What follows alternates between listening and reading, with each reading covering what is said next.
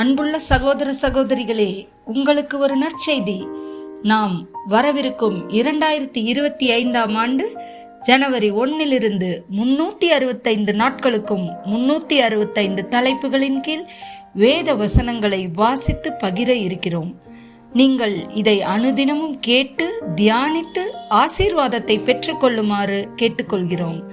அது மட்டுமல்ல, இதை சப்ஸ்கிரைப் செய்து உங்கள் நண்பர்களிடமும் பகிர்ந்து கொள்ளுமாறு அன்புடன் கேட்டுக்கொள்கிறோம். நன்றி.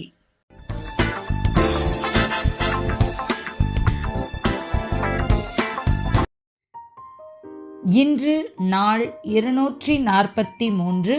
தலைப்பு அனாதைகள். சங்கீதம் 68:5.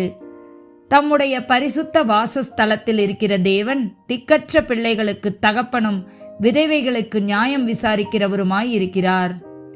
யாத்ராகமம் 22:22-23. விதவையையும் திக்கற்ற பிள்ளைகளையும் ஒடுக்காமல் இருப்பீர்களாக. அவர்களை எவ்வளவாகிலும் ஒடுக்கும் போது அவர்கள் என்னை நோக்கி முறையிட்டால் அவர்கள் முறையிடுதலை நான் நிச்சயமாய் கேட்டு. யோவான் 14:18.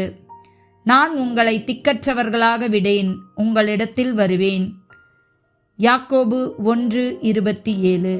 திக்கற்ற பிள்ளைகளும் விதவைகளும் படுகிற உபதிரவத்திலே அவர்களை விசாரிக்கிறதும் உலகத்தால் கரைபடாதபடிக்கு தன்னை காத்துக்கொள்ளுகிறதுமே பிதாவாகிய தேவனுக்கு முன்பாக மாசில்லாத சுத்தமான பக்தியாய் இருக்கிறது. ஓசியா 14:3. அசீரியா எங்களை இரட்சிப்பதில்லை. நாங்கள் குதிரைகளின் மேல் ஏறமாட்டோம்.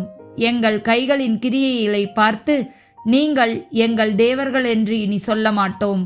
திக்கற்றவன் உம்மிடத்தில் இரக்கம் பெருகினான் என்று சொல்லுங்கள். ஆமேன்.